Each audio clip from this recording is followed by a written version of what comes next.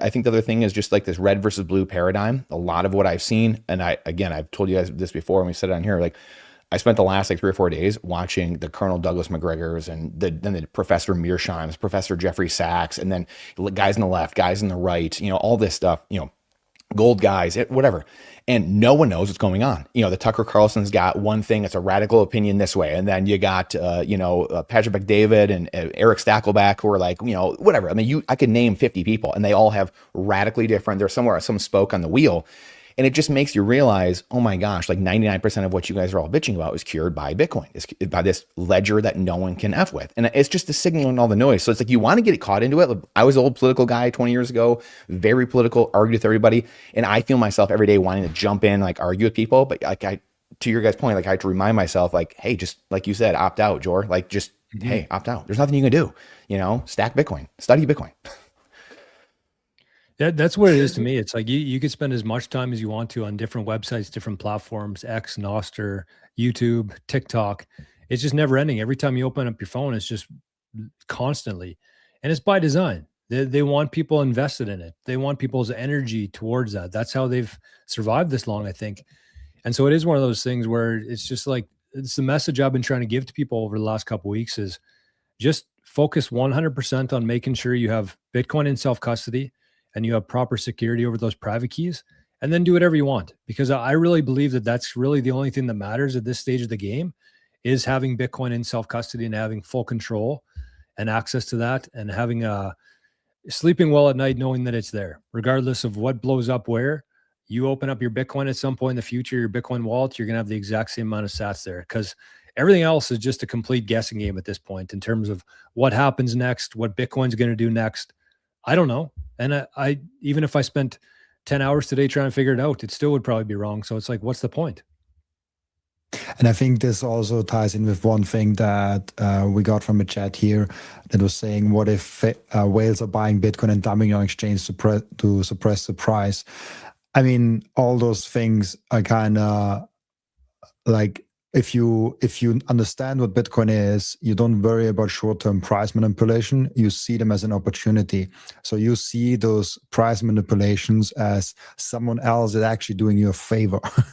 Of course, it's like always a hard discussion because maybe you're in a situation where you're moving to a different apartment, or you need to fix your car, or like your roof, or like whatever happens. And in that moment, the price drops, and it's always like life hits you hardest when you least expect it. Yes. And so it is those things. And then we can talk about like having a margin of safety, having like some kind of cash reserve and all of those things. But I think it does not matter if whales are playing those games. B, those games will be less and less effective over the long run. Bitcoin being manipulated is a lot easier at 200 million market cap. It's a lot harder at 2 trillion. And it will be super, super hard at 200, 400 trillion US dollar market cap. We've seen the Elon Musk kind of like effect that he jumped into Bitcoin. It went up like crazy. He said like all the FUD about environmental impact, and it went back down to where it started before him. And so it's like it didn't make any difference. Bitcoin is doing Bitcoin thing. TikTok next block. Yeah, temporarily the price will move to war because of war, because of some whales, because of BlackRock, because of Salem. Like in the end of the day, if you have your Bitcoin in self-custody and have a long-term view, all of those things just like disappear in the noise and don't really matter. But I get that it's sometimes hard to focus on in the long run when all the short-term noise is kind of bubbling up. Yeah. And I think that, again, just going back to what we're seeing too, I mean, this is, there are so many things that are happening right now. And it's just important to stay grounded, kind of, again, like what we're saying, but it's just seeing forest from the trees, really being able to step out. Because that's what Bitcoin is at the end of the day. I mean, you don't, again, coming from someone who was very political in the 2000s, then I was gold and silver guy and real estate guy for 10 years. I mean, like, it is impossible to see what's going on from the Titanic. You can't see it. I mean, I was in the weeds. I was studying, I was political. I was this and that. I'm studying about gold and silver, monetary history, and you can't see it unless you study Bitcoin. And that's what really, to me, it's like, as you guys know, Bitcoin is a 4-letter word to most people. And from the outside, when you haven't seen the wizard behind the curtain, it just looks like, oh, you're a bunch of moon boys. You guys are retarded, and like good luck, And so when you get Bitcoin, you see the wizard behind the curtain finally. Whatever that's hour 100 or 1,000 or hour 1 of studying Bitcoin, you realize, oh my gosh, this is the least interesting aspect is price. This changes my perspective on how I see everything because I'm in the life raft now. Now I can see the Titanic is going down because you're in a protocol off of these government currencies. And so that goes back to what we said in the beginning of like, Alan saying, how are we de-risking by, going back into these government currencies back on this hamster wheel that gave us these problems in the first place and stealing from us through inflation? I mean, it's just truly wild, but you can't see it. You can't see it unless you study Bitcoin. 100%. It's crazy for me because I'm still very obsessed with politics, to be honest, especially local politics, because I have this feeling like we can change something. And every once in a while you have those passionate conversations with like some old student colleague or some old like friend of yours, and you get really passionate about it, and you're like, oh, this is like that, and then at the end of the day you reflect on the evening, you're like, okay, you both shouted at each other and like we didn't get any further. And it's like, it does not make sense to talk about that or like to be passionate about that. It makes more sense to be advocating for a better future and fixing the world from the ground up. So I don't know if you guys have more thoughts on that, but I'm always like, the short-term noise is very distracting and it can be very consuming.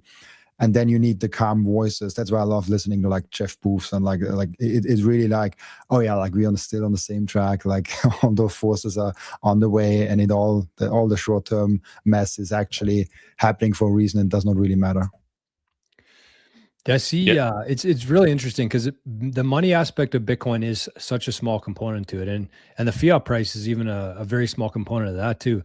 But I see Sam's podcast in here. I can't leave messages, I guess, because I'm not streaming to YouTube today, so I can't reply to the chat there. But we just had I was just on Sam's podcast about 20 minutes ago, right before I hopped on here, and that was one thing that we talked about is the fact of just how small the money component, big picture, is in Bitcoin.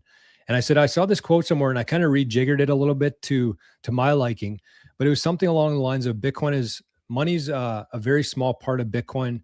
The remainder is a different outlook on freedom, a different outlook on record keeping, and a different outlook on measuring things. So the freedom aspect, obviously, you can hold the private keys, you can travel anywhere in the world with 12 words in your head and have access to all your wealth, everything that you've worked for. Pretty big deal. The record keeping, though, that's a big one. That's the historical part of Bitcoin. With an immutable ledger now, you can put something onto the blockchain that nobody can delete or change or alter going forward. And I think it was Michael Saylor who said something along the lines of, at some point in the future, everything before Satoshi is going to be considered bullshit, because we had no way to verify that. We had no idea, other than textbooks and he said this, she said this.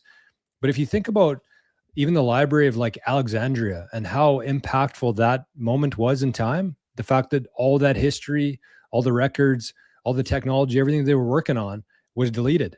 Like, just imagine where we would be as a species today if we had access to that. So I think that it doesn't seem like much today because we have access to all this stuff.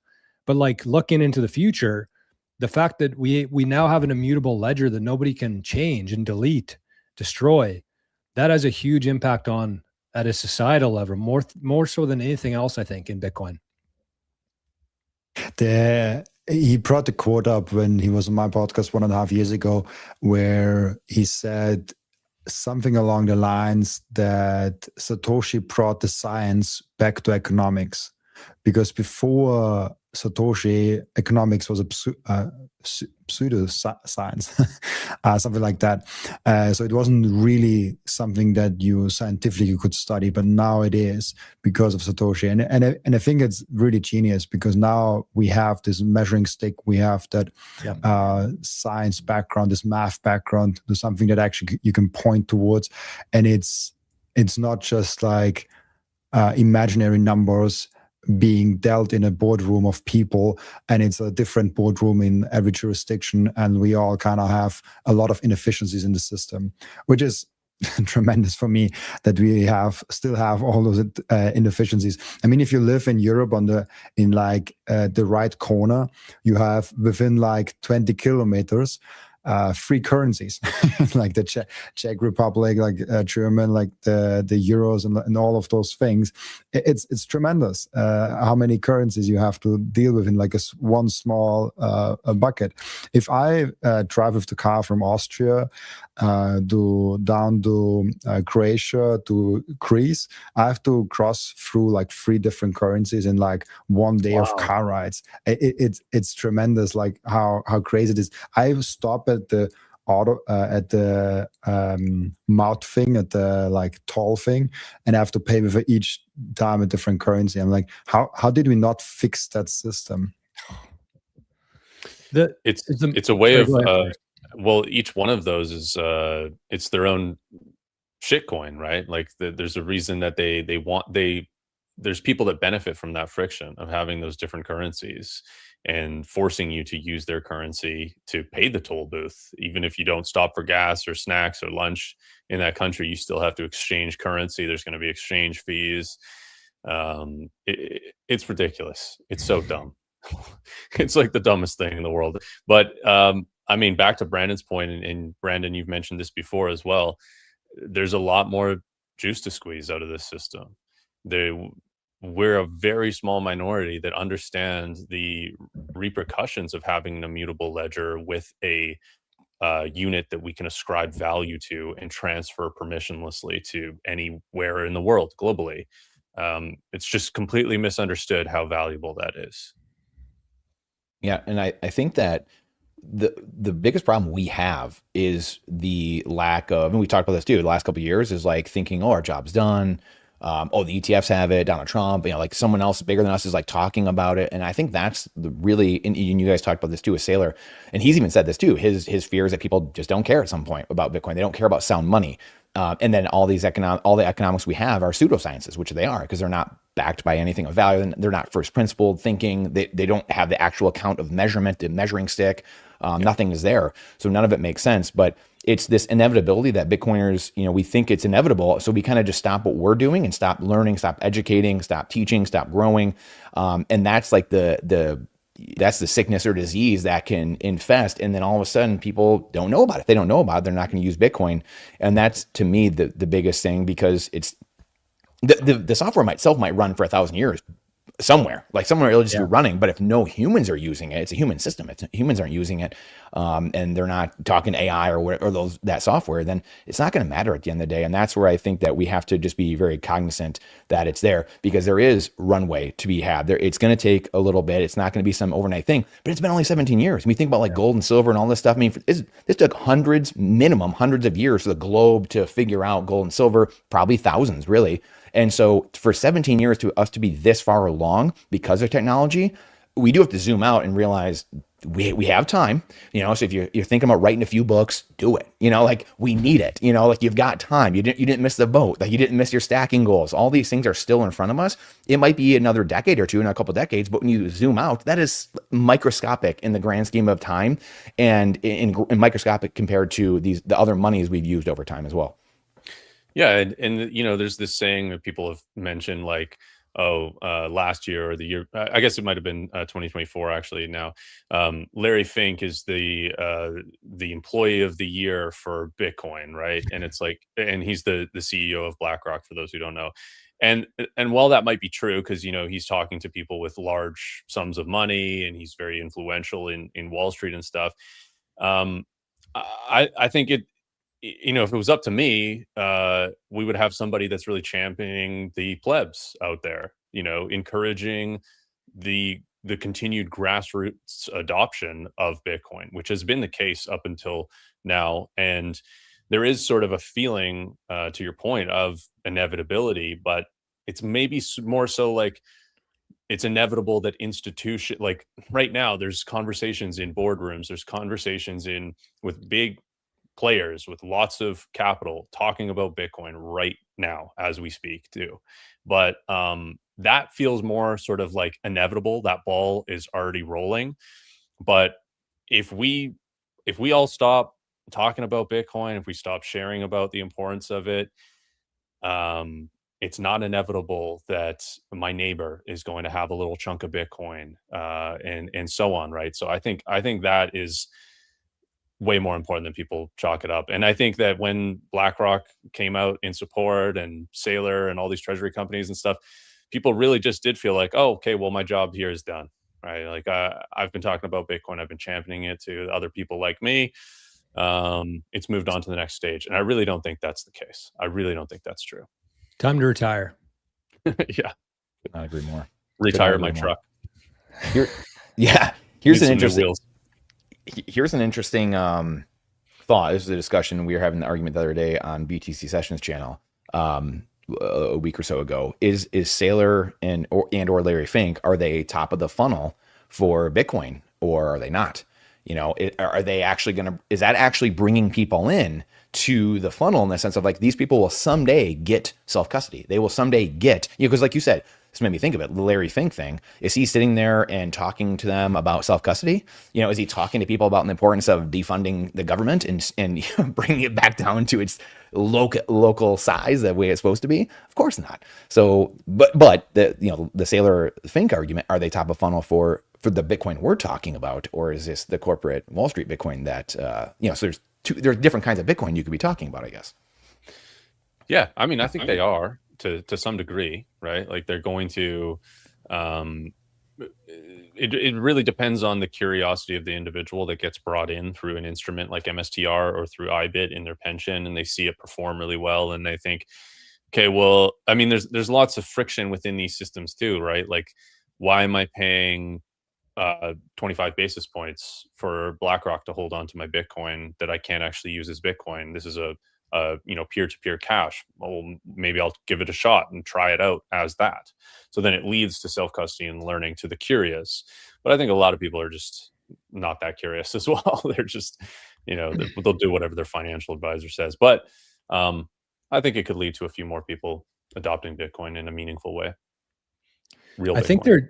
I think they're both pandering, because Brandon, you mentioned the episode. I actually really enjoyed that episode you did with BTC Sessions and those guys. I was listening to it, and I was kind of thinking, like, even though they are both top of funnel, I think they're both much different. They're catering to much different audiences. If you consider somebody like Larry Fink versus Brian Armstrong, because if you even think about the way they market Bitcoin to their clients, it's much different. Mm-hmm. Right? Like, I feel like BlackRock would be sitting down with very high net worth individuals and showing them the past 10 years performance. They're probably not talking about the self-custody aspect because it's not as important to them. Versus Brian Armstrong, Coinbase, you're getting like millennials, Gen Z, gamblers, degenerates, selling you this shitcoin, which eventually leads you to Bitcoin.